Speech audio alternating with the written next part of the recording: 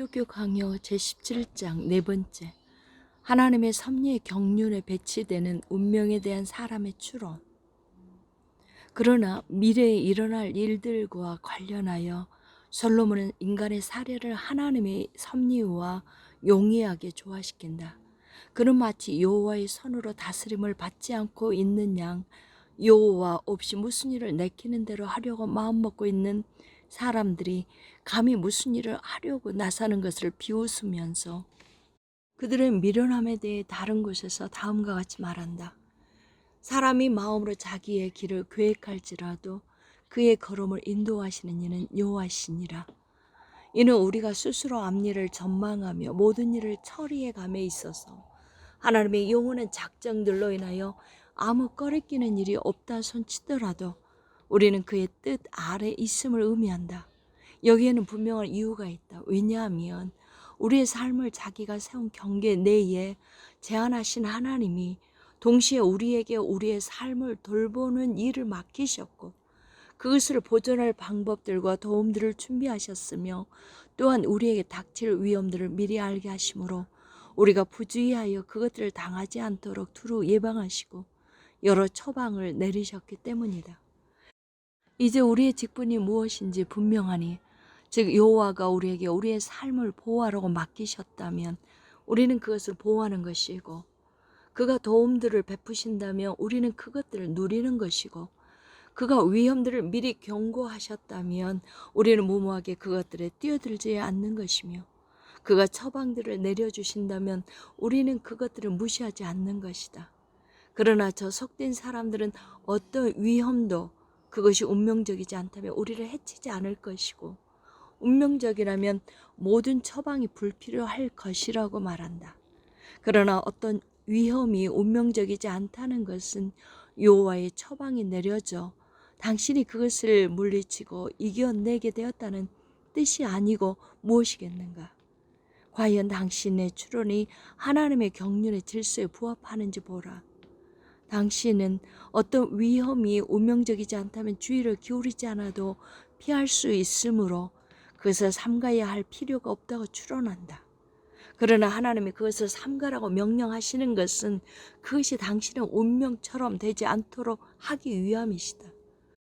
제정신이 아닌 이 사람들은 바로 눈 아래에 보이는 사실, 즉 여호와가 염려하고 삼가는 소지를 사람들에게 불어넣어 주셔서 그의 섭리를 쫓아 각자의 고유한 삶을 보존하도록 하셨다는 사실도 제대로 판단하지 못한다. 더욱이 그들은 하나님이 그들 자신에게 책임을 지우시는 악한 것들을 부주의와 어리석음 가운데 자초한다. 신중한 사람은 자신을 돌보는 가운데 또한 임박한 악들로부터 자신을 건져내는 반면 어리석은 사람은 자신을 돌아보지 않는 무모함으로 멸망한다. 어리석음과 현명함이 하나님의 경륜의 도구들이 아니라면 어떻게 이 두 가지 일이 일어나겠는가? 이러함으로 하나님은 미래에 속한 모든 것을 우리에게 숨기고자 하셨는데 이는 우리가 그 의심스러운 것들에 맞서고 그것들을 극복하거나 그것들에 대한 모든 염려를 넘어설 때까지 준비된 처방에 따라 그것들에 대항하는 일을 그치지 않게 하시려는 뜻에서였다. 내가 이미 충고한 바와 같이 하나님의 섭리는 그가 여러 방편을 사용하셔서 그것의 일종의 옷을 입히시기 때문에 항상 있는 그대로 드러나는 것은 아니다. 다섯 번째, 하나님은 악을 사용하시되 악을 선하게 여기지 않으심. 그 동일한 사람들은 무모하고 분별 없이 지나간 시간에 일어났던 일들을 드러난 그대로의 하나님의 섭리의 탓으로 돌린다. 일어나는 모든 일이 그 섭리에 의지함으로 하나님의 뜻이 개입하지 아니하면 절도도 간음도 살인도 생기지 않을 것이라는 이유에서이다. 그들은 다음과 같이 묻는다. 우리가 빈곤으로 징계를 가하고자 원하신 어떤 사람의 재산을 도둑이 강탈했는데 왜 그 도둑이 형벌을 받아야 하는가? 여호와가 삶을 끝내고자 하신 사람을 죽인 사람이 왜 살인자로 형벌을 받아야 하는가? 이와 같은 사람들이 모두 하나님의 뜻에 순종하고 있다면 왜 그들은 형벌을 받아야 하는가? 그러나 나는 그들이 하나님의 뜻을 섬기고 있다는 것을 부인한다. 왜냐하면 악한 마음을 품고 단지 사악한 욕망을 쫓고 있을 뿐인 사람은 하나님의 명령에 따라서 사역을 감당하고 있다고 말할 수 없기 때문이다. 분명한 것은 만약 그 사람이 자기를 부르시는 하나님의 뜻에 대해 배웠다면 그 뜻에 따라 부여된 일을 끝까지 이루는 가운데 그를 섬기게 될 것이라는 사실이다. 하나님의 뜻에 관해 가르침을 받은 사람은 그 뜻에 따라 부름을 받은 일을 이루고자 애쓰는 가운데 그에게 순종하게 될 것이다. 그의 말씀이 아니라면 무엇으로부터 우리가 가르침을 받게 되겠는가? 그러므로 우리는 하나님의 말씀에 의해 선포된 하나님의 뜻을 우리가 행하는 일들 가운데 주시해야 한다. 하나님이 우리에게 요구하시는 것은 그가 명령하시는 것 바로 그것이다. 만약 우리가 그의 명령에 배치되는 것을 고안해낸다면 그것은 순종이 아니라 오만이고 위반이다. 진정 그가 원하지 않으신 것을 우리가 하려고 해서는 안 된다. 나는 이를 인정한다. 그런데 우리가 그에게 충성을 다하기 위한 목적으로 악한 일들을 행하는 것은 어떠한가? 하나님은 결코 우리가 이렇게 행하도록 명령하지 않으신다. 그럼에도 우리는 그가 요구하시는 것이 무엇인지 생각하지 않고 제어되지 않는 유욕을 쫓아 심중에 주도 면밀한 계획을 세워 그를 거역하는 일을 이루기 위해 무모하게 달려든다. 우리는 이러한 방식으로 악한 일을 행함으로써 그의 의로운 결정을 섬긴다. 왜냐하면 그의 지혜의 광대함은 무한해서 그런 악한 도구들을 선하고 순수하게 사용하는 방법을 아시기 때문이다. 그들의 논거가 얼마나 멍청한 것인지 보라. 그들은 악행들을 저지른 자들을 벌하지 않은 채 그냥 두려고 하는데 하나님의 경륜이 아니면 그런 일이 일어나지 않을 것이라는 이유에서이다.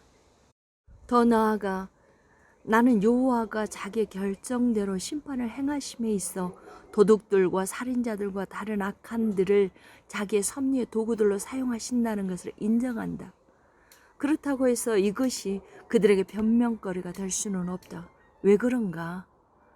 그들은 하나님을 자기들과 함께 동일한 불법에 연루시킬 것인가?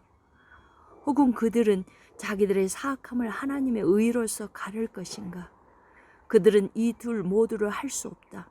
그들에게는 각자에게 주어진 고유한 양심에 따라 자기들을 질책함으로써 스스로 깨끗하게 될 수 있는 능력이 없다. 그러므로 하나님이 모함을 당하시지 않도록 하자. 그들이 그들 자신 가운데서 모든 악한 것을 발견하게 하자. 하나님 자신의 수중에는 그들의 사악함에 대한 오직 합법적인 사용만이 있다. 진정 하나님은 다름 아닌 그들을 통하여 일하신다. 이러한 점에 비추어 이제 나는 묻는다. 태양의 열로 썩어 널브러져 있는 시체의 악취는 어디로부터 오는 것인가? 모든 사람은 그것이 태양 광선에 의해서 일어난다고 알고 있다. 그러나 그 이유에 대해 말할 때 그 광선으로부터 악취가 생긴다고 하는 사람은 아무도 없다. 이렇듯 악의 진료와 그에 따른 비난이 악한 사람에게 있을진데 하나님이 자기의 뜻에 따라 그 사람의 사역을 사용하실지라도 무슨 논거로 하나님이 오물과 계약을 맺고 계신다고 생각할 수 있는가? 그러므로 하나님의 의에 대해서 지저대기는 하나 그것을 만지지는 못하는 개와 같은 오만불선함에서 멀리 떠나도록 하자. 6번째, 모든 것을 하나님의 손 아래에 두심. 그러나 이러한 모함들은 미친 사람들의 정신 착락이 다를 바 없는데 섭리에 대한 경건하고 거룩한 묵상을 통하여 쉽게 몰아낼 수 있을 것이다.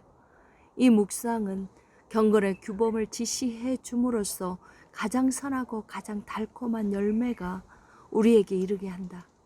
그러므로 그리스도인의 마음은 모든 것이 하나님의 경륜에 의하여 일어난다는 사실과 어떤 것도 계획 없이 우연히 일어나지 않는다는 사실에 더없이 확실한 감화를 받게 되므로 하나님을 이른바 사물들의 주요 요인으로 여기는 가운데서도 그보다 못한 하부 원인들을 그것들 각각의 자리에서 숙고하게 될 것이다.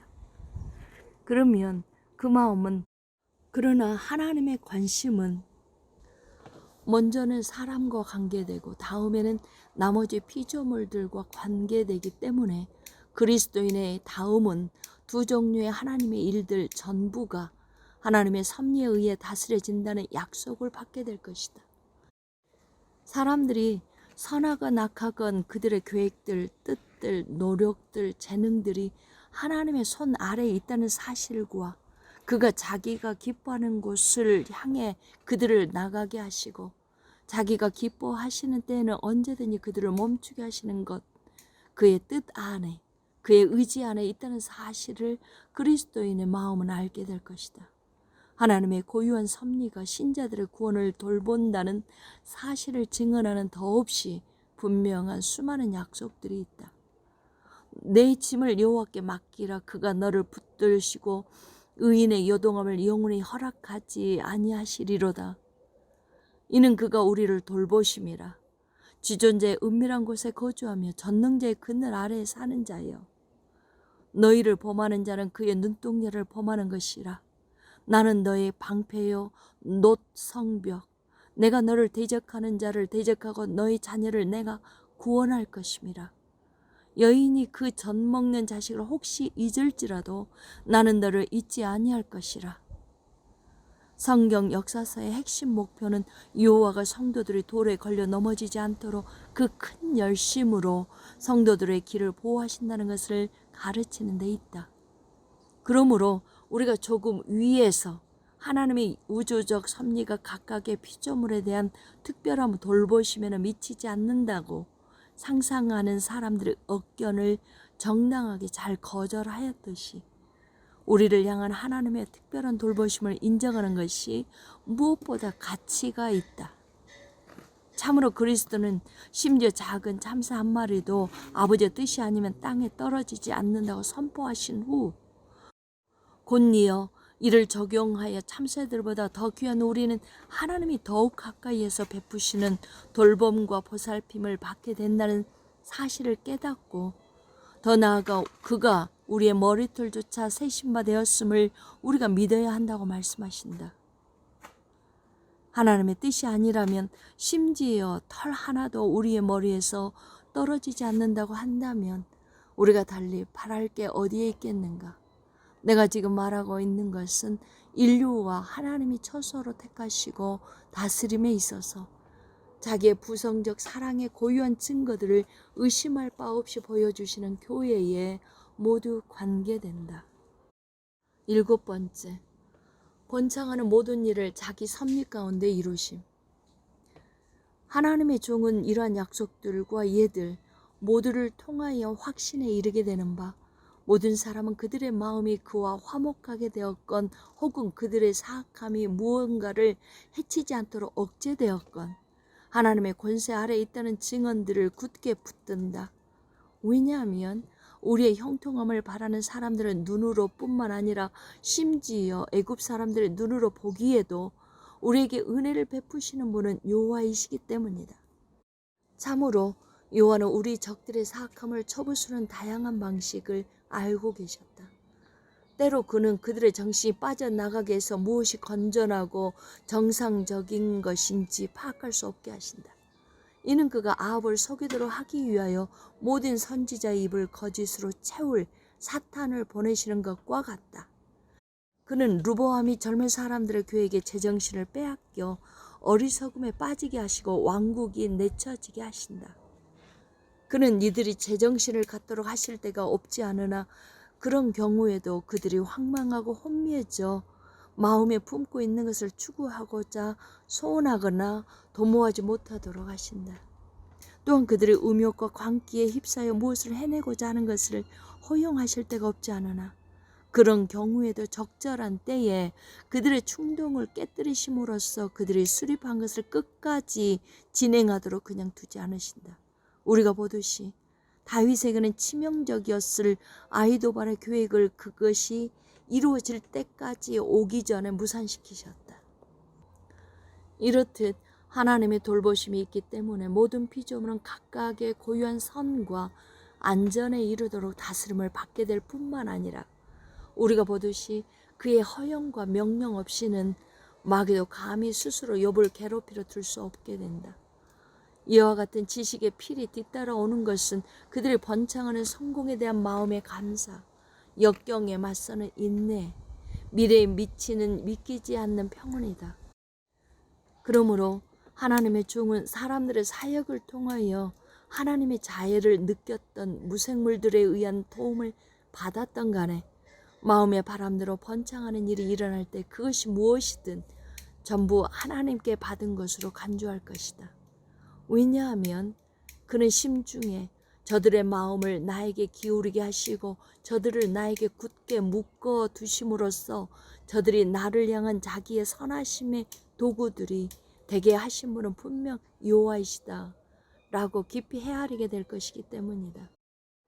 또한 그는 열매 풍성함이 있을 때 여호와 하늘을 응답하심으로 하늘이 땅에 응답하고 땅은 소산에 응답하리라 라고 깨닫게 될 것이다. 다른 것들 가운데서도 그는 모든 것이 번창하게 되는 것은 하나님의 복으로 말미암는다는 것을 의심하지 않을 것이다. 이토록 많은 증거들을 통하여 권고를 받게 되므로 그는 결코 백망덕에 머물 수 없을 것이다.